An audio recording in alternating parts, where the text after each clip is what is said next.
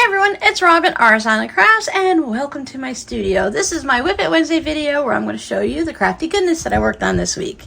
Thank you guys so much for hanging out with me on the live stream on Friday where we made some funky beaded pumpkins. These have gotten even more squished since I made them. We talked about on the video putting something in here to be able to help shape it and stuff, because this is basically, well, it's not basically, it is a pipe cleaner with pony beads on it, shaped sort of like a pumpkin.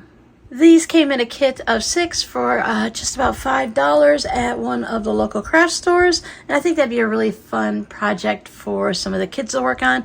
Even the smaller kids can take the pony beads and feed them onto the pipe cleaners. I had a request for a purple and pink Scrappy Project bag, so I dug into my little Ziploc baggies of scraps, and this is what I came up with this weekend.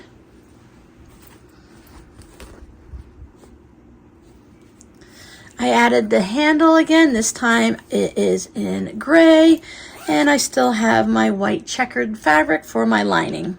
This time I did not sew the bottom of the bag to the outside, the lining to the outside of the bag, because sewing up the turning seam in the bottom is just pretty difficult, and I really don't like having the turning seam on the side, which I could do. It really would be hidden, but it's just one of those things that I really prefer not to do.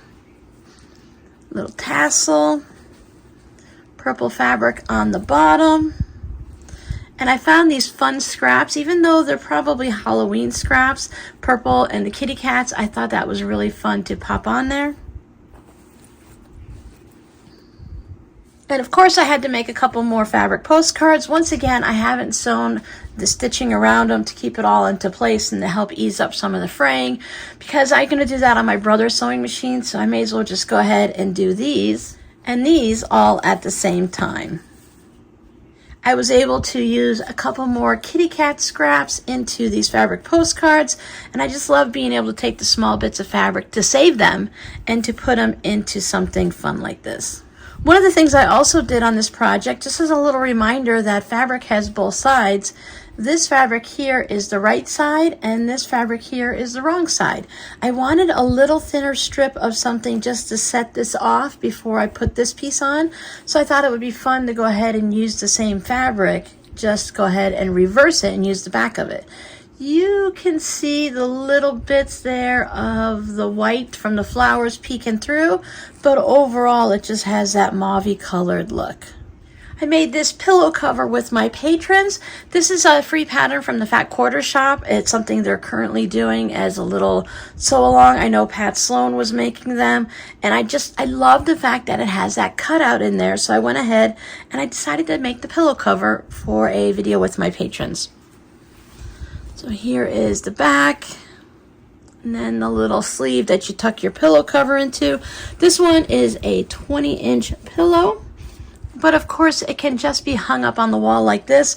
Pillow covers like this without the zippers or anything extra quilting or batting on the back or anything like that are really nice and thin, and they just hang up beautifully on the wall as a mini quilt. Plus, of course, they stack in just a little small box or a plastic container, and you can store them for like a whole year's worth. You could put 52 of them in a small box and still have just a small bit of storage, which is really great.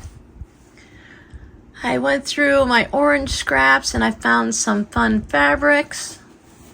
I really like these pumpkins. Putting pumpkins on a pumpkin is just always fun for me. For the most part, I think I have 2 of each fabric in here for the ones that I had enough to have 2. And this is a recent purchase this autumn, probably, I think maybe September. It has the little bits of wheat stalk on there, but I thought that would be a nice autumn touch. And this could easily carry you through Thanksgiving.